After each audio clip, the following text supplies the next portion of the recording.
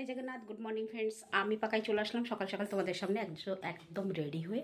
আর এখন বাজে দেখো 12টা বাজতে 10 মিনিট বাকি। সকাল থেকে কারেন্ট নাই, সকাল থেকে ঘুম থেকে উঠেই দেখছি যে কারেন্ট নাই, এখনও আসেনি।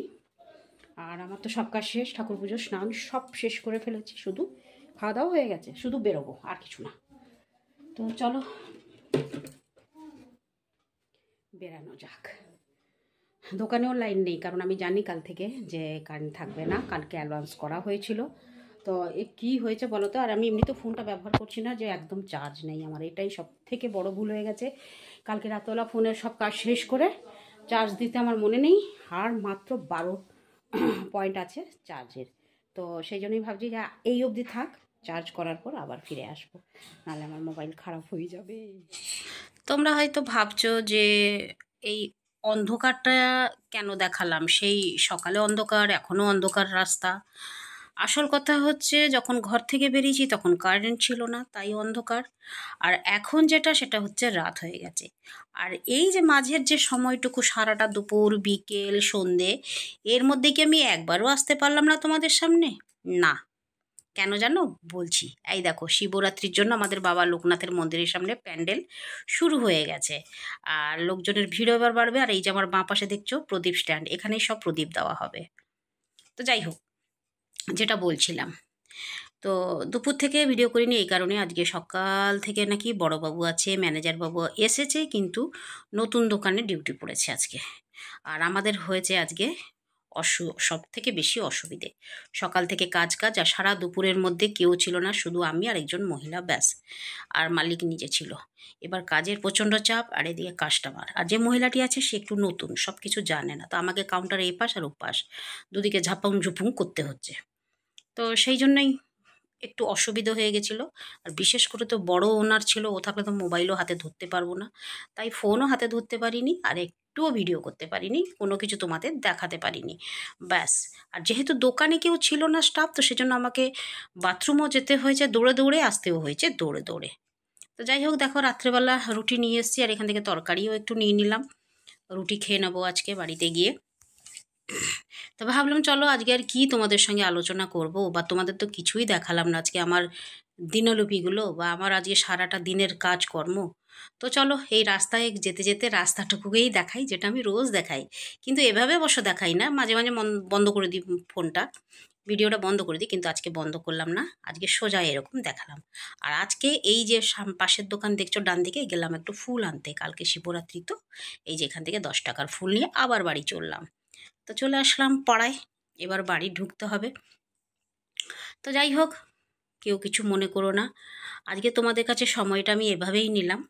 আর কোনো কিছু উপায় নেই, এক এক দিন তো আমাদেরকে এইরকমভাবেও কাটাতে হবে, আর তোমাদেরকেও আমার এইরকম ভিডিও দেখে সহ্য করতে হবে। যে তোমরা যে আমাকে সহ্য করেছো, সেজন্য তোমাদেরকে অসংখ্য ধন্যবাদ।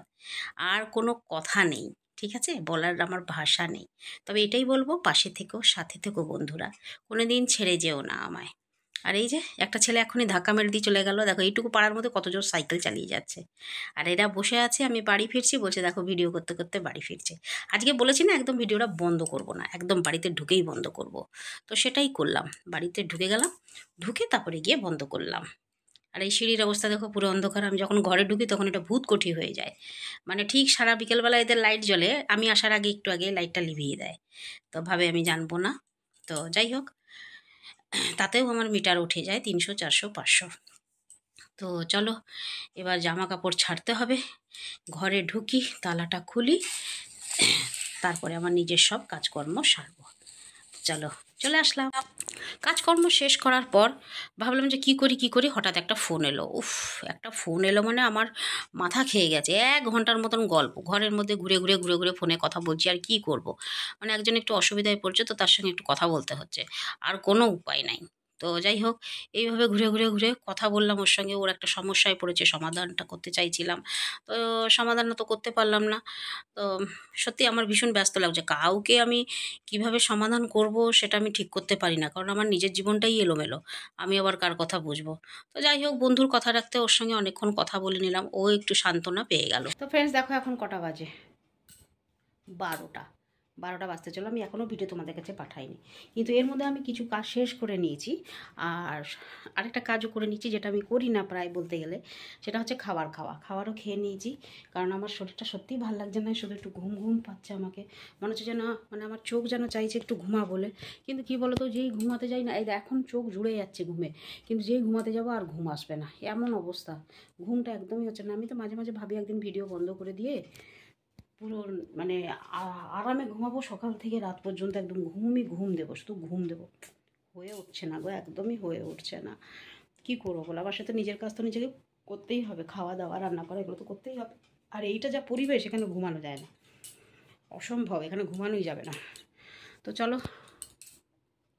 কি করব আর, আজকে তো সারা রাস্তায় আমার সারা দিনই গেল, ভিডিও আর কি করব। তো তোমরা দেখলে, তারপরে বাড়িতে আসলাম, বাড়িতে এসে হঠাৎ আবার একটা ফোন আসলো। ওই ফোনের মধ্যে 1 ঘন্টা ধরে গল্প, আমার মানে কোনো কাজই করা হচ্ছে না। মানে একজন একটা সমস্যা নিয়ে পড়েছে, সেই সমস্যার সমাধানের জন্যই মানে এতক্ষণ ধরে গল্প। তো আমি চট করে কাউকে সমাধান দিতে চাই না, কারণ আমার সমাধান ভুল হতেও পারে, তখন আমি কেন দোষী সাব্যস্ত হব। তো ওই জন্য আমি তোকে বললাম, দেখ তোর গুরুজন লোক আছে, তোর বাড়ি ঘর আছে, যা আছে সবার কাছে একটু পরামর্শ নিয়ে তারপরে যা করার কথা কর।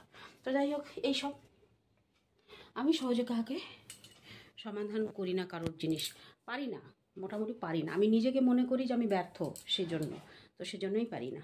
তো যাই হোক, চলো আর বেশি কথা বাড়াবো না, আবার ফিরে আসতে হবে কালকে।